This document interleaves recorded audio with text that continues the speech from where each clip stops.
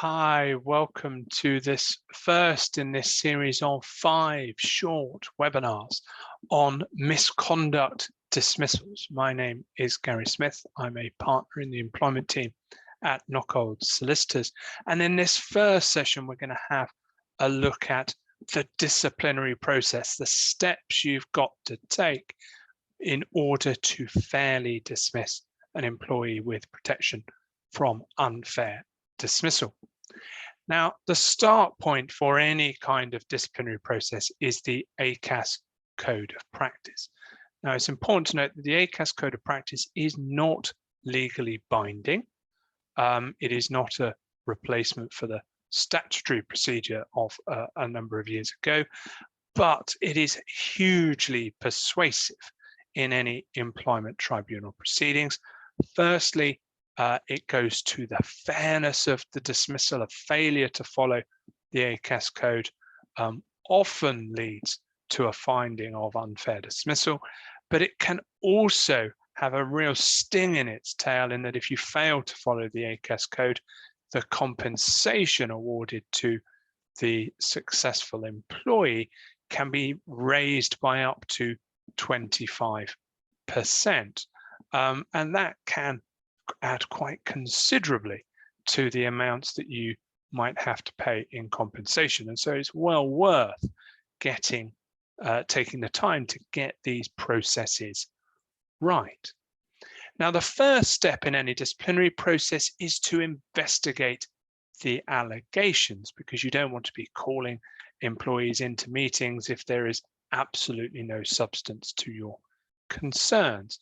Now, what is appropriate in investigation will depend on the circumstance, but it'll often involve reviewing documents, checking emails, perhaps interviewing colleagues as witnesses, or even potentially third parties as witnesses, and potentially also interviewing the employee who's accused of wrongdoing. You don't have to do any of these things. It all depends on the circumstances. The one that gets raised most often is the failure to interview the employee accused of wrongdoing. But there is no need to do that because, of course, when you invite them to the disciplinary hearing, you hear their version of events then anyway. But if you don't have any documents, you don't have any other witnesses, you don't have any other evidence, then it may well be appropriate to interview that employee, maybe the only thing you have got at the end of the day. Whilst you are investigating, you may suspend the employee, but typically you would only do that in the case of gross misconduct, because of course on suspension, the employee continues to earn their full wage. So unless it is sufficiently serious that you are considering dismissal, generally you would leave the employee in situ. You would then, having undertaking your investigation and decided that you are going to proceed with disciplinary proceedings, there is a case to answer for, you would write to the employee setting out all the allegations. You would enclose with that letter all of the evidence on which you wish to rely. You would then hold the meeting and consider what the employee has to say. What is their explanation for acting as they did? During the meeting, the employee is entitled to be accompanied. They're entitled to a workplace colleague or a trade union official as a companion. And we would always recommend that the employer has a minute taker there as well as the chair of the meeting to make sure that you've got an independent witness as to what was said or what was not said.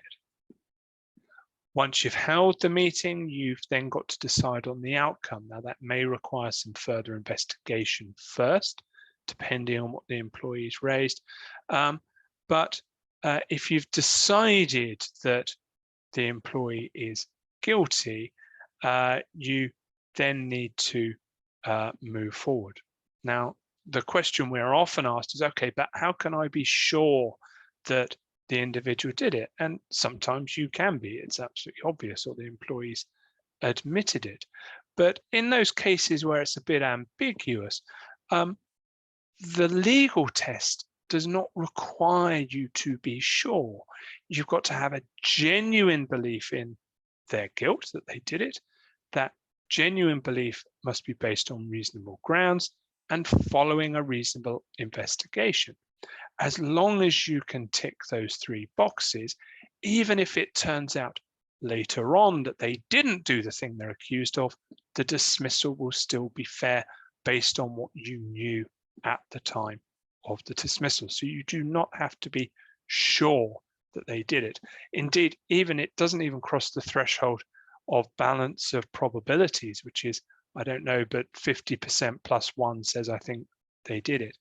The test is there. It's genuine belief in their guilt based on reasonable grounds following a reasonable investigation. That is the test you've got to bear in mind. Once you've decided on the outcome, you've got to write to the employee setting that out, grant the right of appeal. With the appeal, there needs to be an appeal hearing. Ideally, the appeal should be chaired by someone different to the person who dealt with the disciplinary hearing, but that is not always possible if a small employer or even a big employer, if we're dealing with a very senior level of misconduct. If you can't have anyone independent, then you should look at it, look at the appeal as dispassionately, as independently as you possibly can. The employee can again have a companion attend, and again, we would recommend that the employer has a note taker. If there is further investigation required, then undertake that and then confirm the outcome of the appeal in writing. And that, in essence, is a disciplinary process. Investigate, hold a disciplinary hearing, hold an appeal. Those are the 3 core steps. And if you walk through those steps and you act reasonably, then you can't go too far wrong. I hope you found that of interest. The next session we'll be doing is around in-work misconduct and gross misconduct. So hopefully you'll be able to join us.